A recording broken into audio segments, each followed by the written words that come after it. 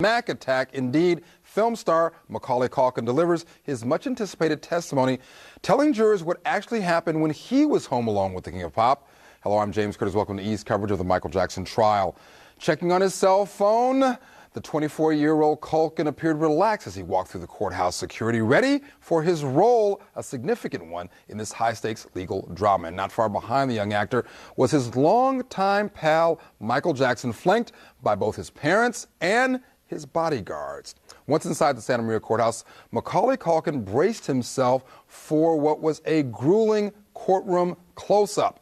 Under questioning by defense attorney Tom Mesereau, here's what he told the jury according to the courtroom transcripts. Do you know the fellow seated at counsel table to my right?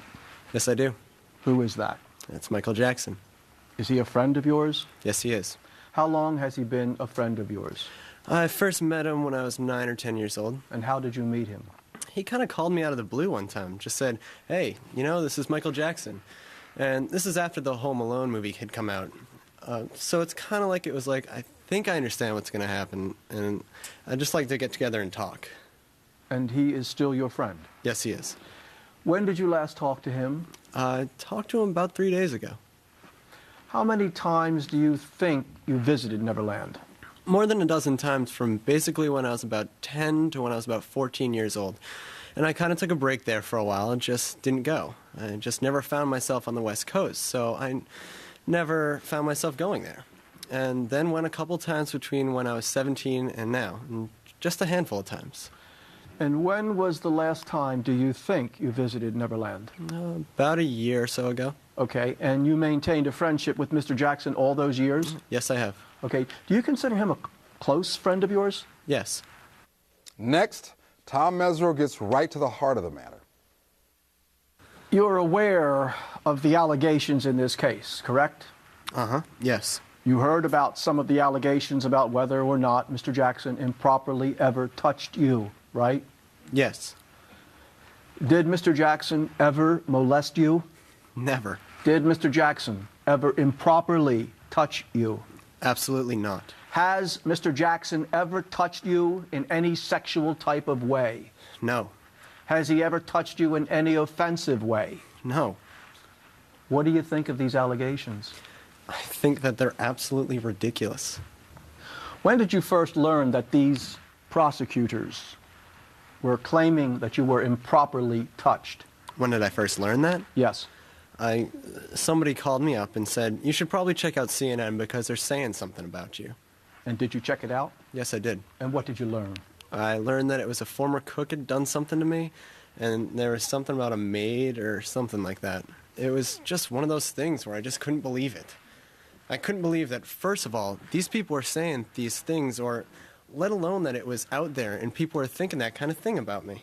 And at the same time, it was amazing to me that that nobody approached me and even asked me whether or not these allegations were true. They kind of just threw it out there, just like they didn't even double check it, basically. I mean, even if they assumed that they knew the answer, what got me was they didn't even ask. Now, are you saying these prosecutors never tried to reach you to ask you your position on this? No, they didn't.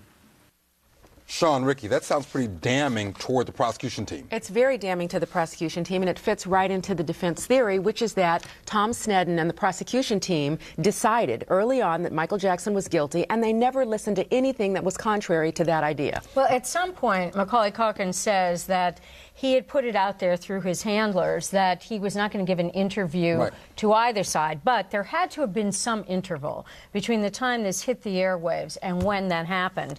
And I do think that it's one of the things that I've said way back in the prosecution's case, that there is a shameful quality to saying that people were molested who deny that they were molested. And the prosecution, even with the ability to put in all this 1108 evidence, all the prior bad acts, did not have to shame other people. And that really is one of the things that may spill over and backfire on this prosecution team, if anything will, and that is the idea that we have in their entirety, 6 alleged molestation victims. The one main victim, young Gavin, and the 5 prior individuals. Right now, it's essentially a tie. 3 of the individuals, 3 of the 6 are saying nothing happened. 2 of the 6 have said something happened. The main accuser, Gavin, and the one prior alleged victim that testified for the prosecution rather. And then there's one who won't even come to court. Right. How does that work out? Yeah, but he got $20 million. Yeah, that's true. That's true. You know, there's But who does really... that favor, though? I mean, does that favor one side or the other? Is it a baseball analogy of tie goes to the runner, defense I don't know. wins? Well, I have to say, whenever it comes down to this kind of analysis that you do, I think the defense wins just because the prosecution has the burden of proof. Yeah. We can't forget that. Yeah, and that's huge, and it reigns huge, looms large in all criminal prosecutions. As testimony continues, was it all just innocent fun? Defense attorney Tom Mesereau questions the movie star about playtime at Neverland. Have you been to the arcade with Michael Jackson? Yeah. Do you recall playing any games with Michael Jackson in the arcade? Yeah, sure. And do you recall this going on any time of day? Playing video games? Yeah. Yeah, absolutely. What time of day would you play video games with Mr. Jackson? Anytime. Sometimes I fell asleep in the arcade and I'd wake up and just start playing. It was one of those kind of things where, you'd be up half the night. You'd be kind of in and out of all these places. So it was never really any kind of specific time that we spent there, but it was, kind of just, we were always kind of just either there or at the theater or just driving around the golf carts or something like that. Did you ever have any reason to think your family was being excluded by Mr. Jackson from anything you did at Neverland? Could you repeat that? Sure. Did you ever get the feeling that your family was being excluded from anything you did at Neverland? Absolutely not. Next, jet setting with the King of Pop. Okay. Have you ever traveled with Michael Jackson? Yes. Where'd you travel to? We took a trip. I was going with some family friends. We were going to Bermuda, and I said, we're going. And he said, is it all right if I tag along? And I said, yes. So we did that. After that, we decided to fly back to Orlando because the family friends that I was traveling with, that's where they're from. So we went there, went to Disney World for a day or two, and ended up flying back with my family. And he was doing a charity event a couple years back in Washington, D.C., and so I hitched a ride with him on his plane back to New York. And did Mr. Jackson ever do anything improper to you on any of these trips? No. Ever see him do anything that you found disturbing on any of these trips? Absolutely not. Has Mr. Jackson ever hugged you? Sure. Have you ever hugged him? Absolutely. Were you ever suspicious of any of these hugs as being something sexual in nature? No, it was always very casual. It was just the way I hug any of my friends. Sean Chapman-Holly, this has to be a bit of a double-edged sword for the defense team insofar as that the prosecution will simply say, no doubt, look, Macaulay Culkin likes Michael Jackson. They are friends. Of course, he will say nothing to harm him. I suppose, really, Macaulay Culkin's testimony, its substance is no different from the testimony of Wade Robson and Brett Barnes. Yeah. They all say the same thing.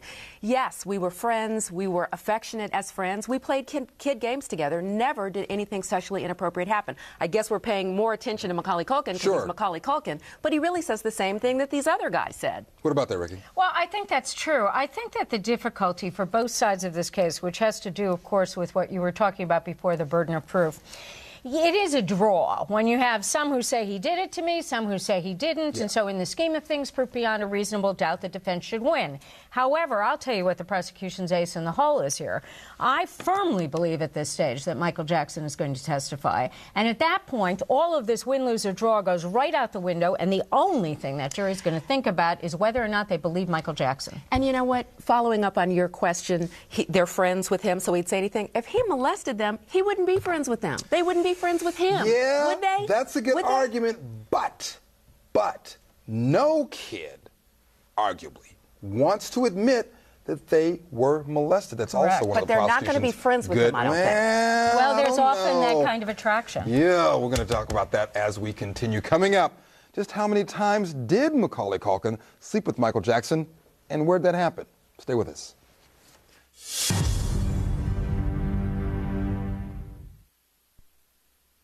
The reenactments and commentary in this program may contain frank talk of a sexual nature. Viewer discretion is advised.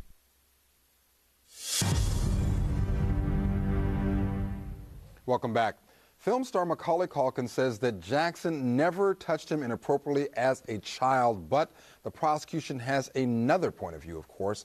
On cross-examination, Assistant District Attorney Ron Zonin grills the former child star about those sleeping arrangements at Neverland. Here's how the jury heard it according to the courtroom transcripts. How often did you go to Neverland between the ages of 10 and 14? How many times did I go there? Yes. A dozen times, maybe more. All those occasions. Did you sleep in his room? At some point or another, I think I might have ended up sleeping in his room. But I couldn't really say that I slept there every single time I was there or anything like that. Would it be safe to say that 90% of the time you stayed there? In his bedroom? Yes. I don't think it would be 90%. It would be... 80%?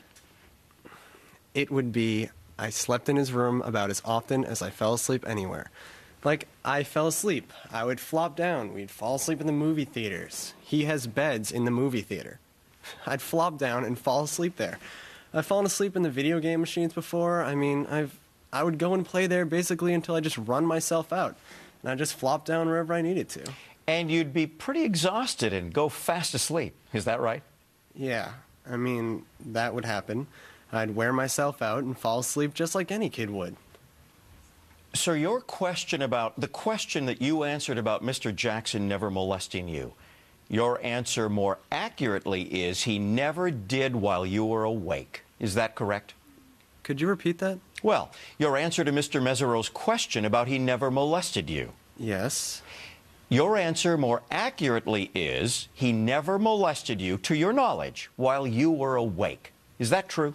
As far as I know, he's never molested me. While you were asleep as a 9-year-old kid who would run himself ragged, you wouldn't know what happened while you were asleep, right? I find that unlikely. Well, but you just told us that sometimes you'd be so exhausted after a day of playing, you'd fall asleep on a machine. Yeah, but I think I'd realize if something like that was happening to me. All right, we're back to the sleep theory of molestation. Zonin doesn't give up, though. Next, he questions Macaulay Culkin about when he stopped bunking with Michael Jackson. And you think when you first started coming to Neverland, you were 9 years old. That would have been 1989. About 9 or 10 years old. So it's probably like 90, 91, it was after the Home Alone movie came out. How old were you when you stopped sleeping in bed with Michael Jackson? Well, like I said, I stopped going there just because I had never really found myself going to Los Angeles or anything like that. So I didn't really come back again until I was about 17. The question was, when did you stop sleeping? I know. I'm getting there. And so when I started coming back again, I found myself just not sleeping in bed. And I've always kind of fell asleep in the guest units ever since then. Why didn't you stay with Mr. Jackson in his room? Because I enjoyed my privacy a little bit more. All right, we'll get to that last line of question. Now, let's just do it now. A little surly on the part of Macaulay Culkin or appropriately feisty? Well, I think he's annoyed with this prosecution for, as he said earlier, not even coming to him and asking him, did this happen before they put it out there in the world that he was molested by Michael Jackson. And what happens as a result of this, though, of this little tension between the two, is the prosecution gets to put forth two theories of their case. Number one, masturbating while sleeping. That's really what Starr, the brother of Gavin, says he saw. Okay. So that's why it ties in, that if Starr says Michael Jackson did this to my brother, then now we're looking about the other boy's possibility. And the other theme of the prosecution is Michael Jackson tires of boys after about the age of 12 or 13. Although one of the last or latest alleged molestation victims from the past testified to sleeping with Michael Jackson when he was into his late teens. Or something like that, yeah. And one of the things that we really should look at is that although Macaulay Culkin put out there that he says that he was not contacted, the prosecution has put out there that they did, in fact, try to contact him, and he was not going to talk to them. And we're going to kick that around. Can a prosecutor's office force someone to talk to them? Can they talk to someone even though they, as Ricky says, put it out there that they don't want to? On another note, how many kids go from school buses to limos overnight? On redirect examination by Tom Mesereau, Macaulay Culkin tells the jury why he shares that special bond with the King of Pop. You said that Michael Jackson understood you. What did you mean? Well, because of circumstances like with my career, I mean, one day I was essentially a normal kid who happened to be an actor. And the next thing I know, I'm just this thing where people are hiding in the bushes and trying to take your picture. And just, people are kind of out to profit from you. Or next thing you know, you have a million acquaintances and no more friends anymore. It was like that. And he understood that. That was one of the first things we talked about was I get it. I understand what you're going through. I understand the same thing. You know, if you want to talk about anything or if you ever want to, you know, I could learn from his knowledge, basically, of where he came from. And you couldn't really find a whole lot of people, especially when you're 9 years old, put it in these circumstances that nobody else.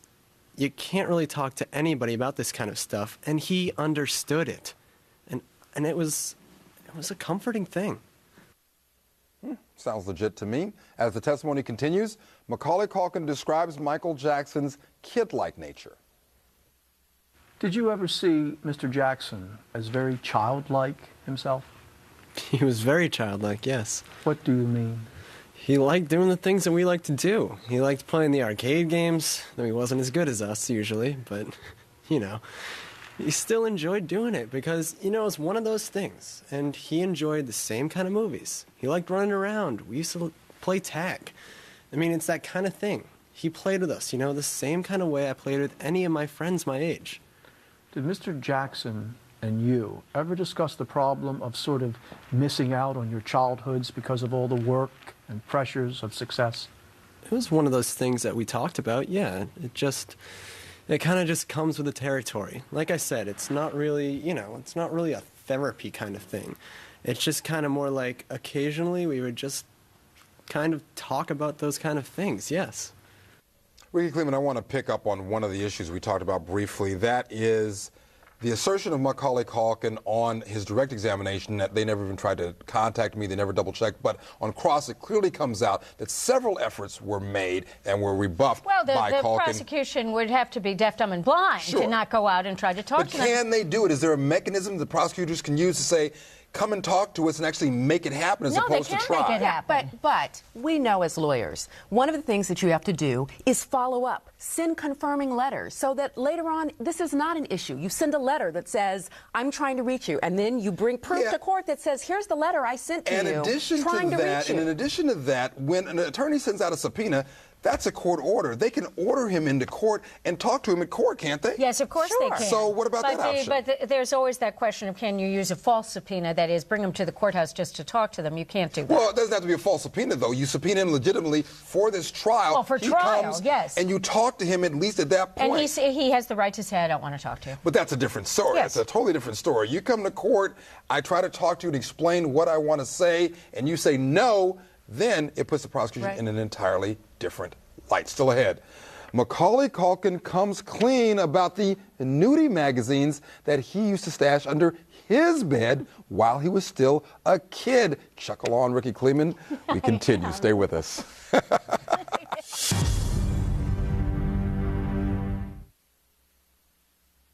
The reenactments and commentary in this program may contain frank talk of a sexual nature. Viewer discretion is advised.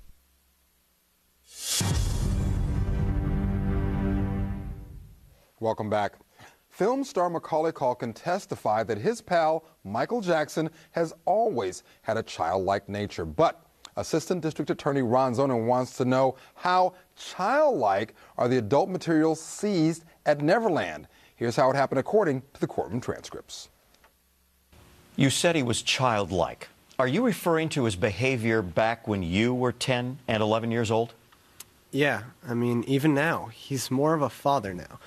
It's kind of fun for me to see that, but at the same time, yeah, I mean, he still has kid-like qualities.